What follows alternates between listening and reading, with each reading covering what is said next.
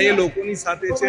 આ વિસ્તાર ભાજપના ધારાસભ્ય અભયસિંહ તડવીનો છે, પરંતુ જ્યારે અહીંનો સ્થાનિક ધારાસભ્ય આદિવાસી છે, એ પણ આદિવાસી સમાજની જળ જંગલ જમીન બચાવવા નહીં નીકળતા હોય ત્યારે લોકોમાં આક્રોશ હોવો સામાન્ય વાત છે।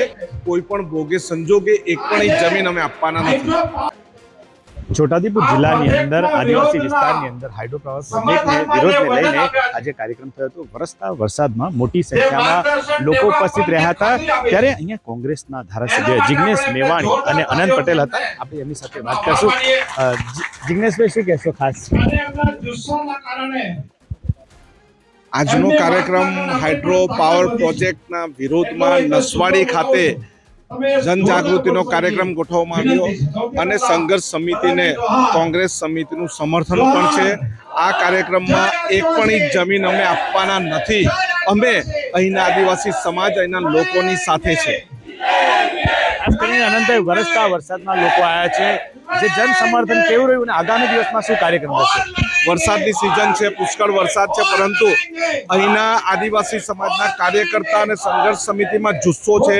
એમણે પોતાની જમીન બચાવી છે, પોતાની અસ્મિતા બચાવી છે, પોતાનું સંસ્કૃતિ બચાવવું છે અને એટલા માટે ચાલુ વરસાદમાં ઉપસ્થિત થયા છે।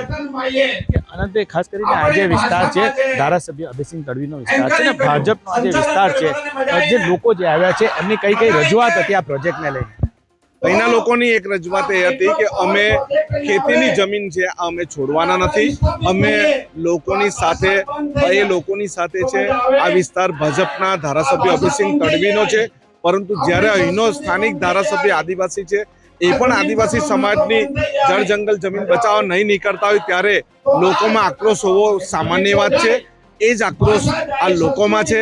આવનારા દિવસમાં આક્રોશવાળા લોકો આદિવાસી સમાજની સાથે અમે છે। કોઈ પણ ભોગે સંજોગે એક પણ ઇંચ જમીન અમે આપવાના નથી। તમે જોયું કે જે હતા અનંત પટેલ, તેમને ખાસ વાત કરી। તમે તસવીરમાં જોઈ શકો છો કે વરસતા વરસાદની અંદર મોટી સંખ્યામાં લોકો ઉપસ્થિત રહ્યા હતા, ત્યારે કોંગ્રેસ દ્વારા આદિવાસી વિસ્તાર છે છોટાઉદેપુરની અંદર જે આ કાર્યક્રમ રાખ્યો છે। નરેન્દ્ર પેપરવાલા, ગુજરાત, છોટાઉદેપુર।